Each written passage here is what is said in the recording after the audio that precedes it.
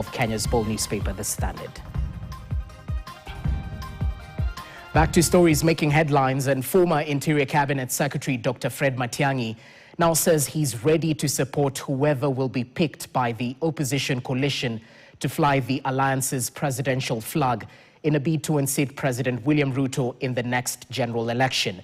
Speaking to our reporter Haman Kamariki, Dr. Fred Matiang'i said the country needs a serious conversation about fixing Kenya and not just removing President William Ruto from office.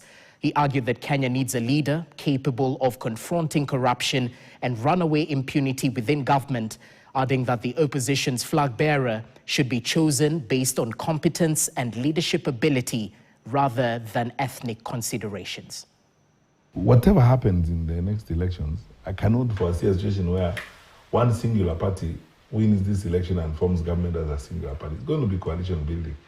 And what is important in coalition building, first and foremost, is principle.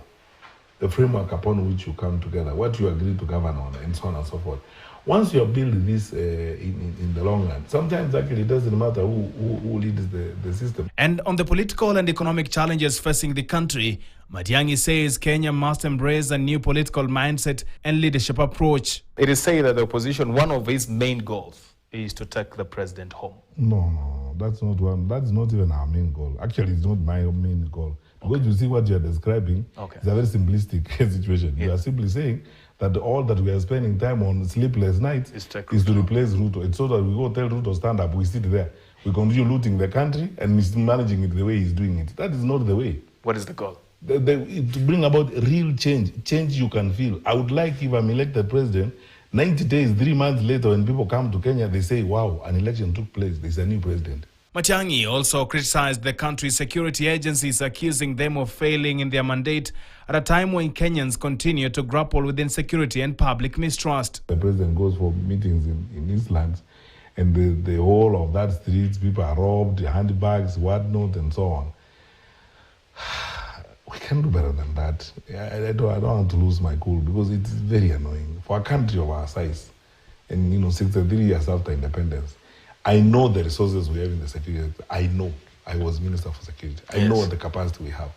So you can't tell me it's a question of capacity. It's a question of management, bad management, extreme interference. And actually, we are seeing an unprecedented case of ethnicization of the security command. It has never happened. I cannot remember a time when you would go, for example, out of 19 commanders in Nairobi, 15 of them are in the hands of officers from one region. What are you doing? Dr. Fred Matiang'i is the deputy party leader of the Jubilee Party and is widely viewed as one of the key figures within the opposition coalition. He has also continued to attract a growing support among young people across the country. Those officers that I know, many of them I meet every day, we call each other. I know so many of the officers I worked with, even in the provincial administration. When I ask who's so-and-so, then I hear it's an officer that I personally would not promote. It's the one in charge of a region, and so on. Like some cases which I see, the other day I met some very senior colleagues in the provincial administration, people I served with. And then I was asking them, with the changes of who's the regional police, whatever, who's the regional commissioner? Someone said, oh, by the way, do you imagine it's so and so? Then everybody rolls their eyes and keeps quiet. That is where it begins to go wrong. Haman Kamariki, KTN.